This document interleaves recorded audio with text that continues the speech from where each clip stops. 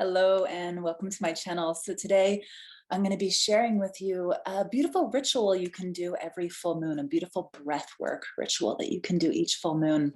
So the full moon, during the moon is sitting opposite the sun. And so the moon is fully illuminated by the light of the sun. And because of this state of illumination or clear seeing, the full moon can be considered a beautiful time of celebration, of tapping into what you're grateful for and releasing pent-up energy and blockages, which is why the full moon is such a beautiful time to engage in really powerful breathwork practices. So today I'm going to share with you a practice that I do every full moon. I actually do this with a group of people, which below you can learn more about that. However, I'm going to teach you the process now. So I call it somatic breathwork healing experience. And what we do is we open up by doing some really deep reflective journaling work. So you can come up, each full moon, come up with one or several questions that you want to dive into that will help you just engage deeper with yourself and with your soul. Sometimes I like to do a little research around the energy of the full moon and then create the questions based on that. I also love using prompts and letting poetry flow. So for example, you could do something simple like a writing prompt, such as, I would like to see ...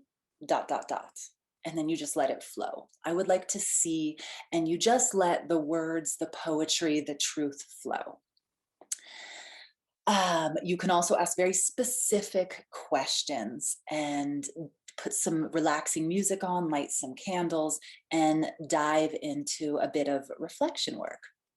So that can take as long or as little time as you want. And then what I love to do is a bit of about 10 minutes of somatic opening. So often I'll guide people to do a little self-myofascial release using tennis balls. And if you have tennis balls, you can use them to open up the upper back and chest, which is great when we're doing breath work because it will condition and open up our lungs as well. And a really simple process is just placing them on your back on either side of the scapula so that it's framing the spine in the upper back below the neck. And then you move them down an inch and another inch so that you just hit the areas of the upper back as I showed you there. And you just spend, like 10 minutes at most with, again, some relaxing music, just opening up the tension in the upper back and the chest there. You'll find that if you move your arms around slowly as you're doing that and you breathe and stay connected to the breath, that you'll really start to drop into your energy body and start to just land in your body so that this is truly a somatic embodied experience. And then finally, you'll do the breathwork experience. And you can do this anywhere from 7 minutes to 25 minutes. If you're new to this, I recommend doing this just for a few minutes at first.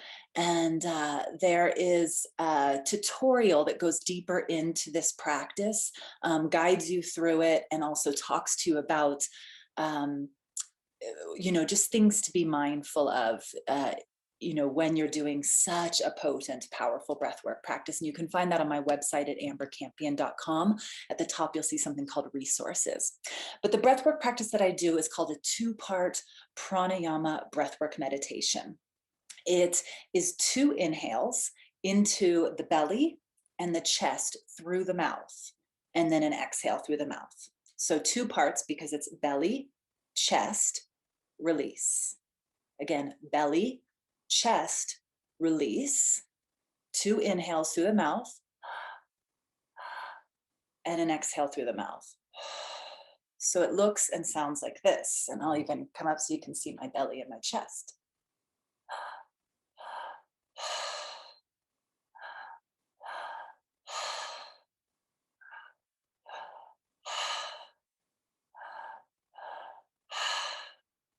So the throat can get dry, the lips can get dry. I always recommend taking a little sip of water right before you do it, put in some natural chapstick on. Do this lying on your back. And again, before diving into this, I really recommend you go to my website and watch the tutorial, which will dive deeper into it. But this can be a very powerful practice for people. It turns down the cognitive thinking part of our brain and opens up the wisdom in our body, in our gut, and in our heart. And a lot of resistance can come up in the mind stuff as we start to drop into our body from our neck down anytime we're doing powerful somatic work, but especially when we're really engaging in the breath in this powerful way. So, if there's any part of you that doesn't feel comfortable doing this, then just come back to a natural breathing. Slow, deep breathing is also very powerful. And also know that a lot of the things that will happen, such as the opening, you'll feel a lot of monkey mind. Within the first even 5 to 7 minutes, you might start feeling tingly as this exchange of oxygen and carbon dioxide happens in the body, and you really start to drop into your body from your neck down. Sometimes tetany can happen in the hands. There's so many things I can talk about what would happen what you can do if that happens. One thing is just if that starts to happen, to draw your hands in and then release them, slow down the breath. You might be going too fast and starting to hyperventilate. If the jaw locks up or anything in the throat, you can make some sound and release it, come to a natural breath, and then continue it.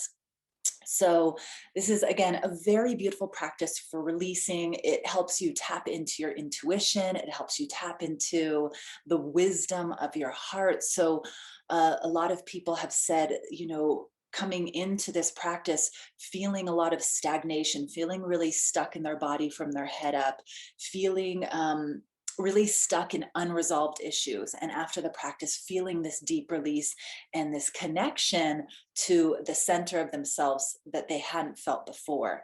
And from that place, being able to have more intuitive discernment and making decisions moving forward in their life that feel more grounded.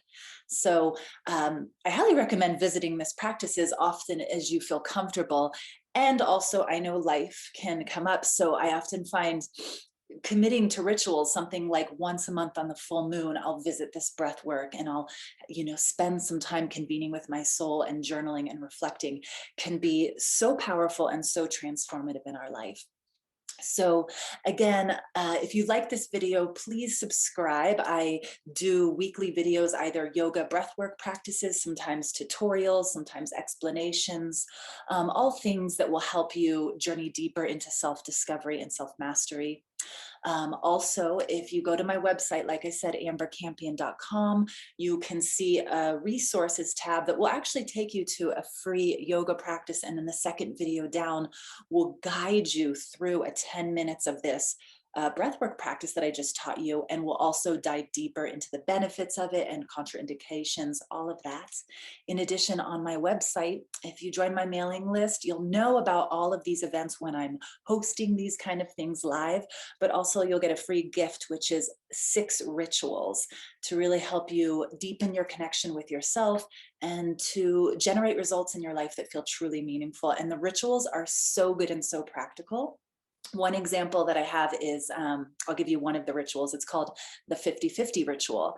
And it's a beautiful, playful way to help you kind of visit and change your relationship with your screen time. So say you're finding that you're spending too much in front of the screen, whether on social media, watching Netflix, playing video games, whatever your thing is, and just plain old discipline isn't really working. You can do a game with yourself, which is for every minute or hour that you spend in front of the screen for recreational purposes. Obviously, if you need to work, you need to work. But every minute or hour that you spend in front of the screen, you match that in reading a book. So say that today you spend 30 minutes watching your favorite show or playing video games or scrolling through social media, then today you will also spend 30 minutes reading. So again, head on over to ambercampion.com, subscribe, like this, and thank you so much for being here. I hope you have a beautiful journey with this. Until next time.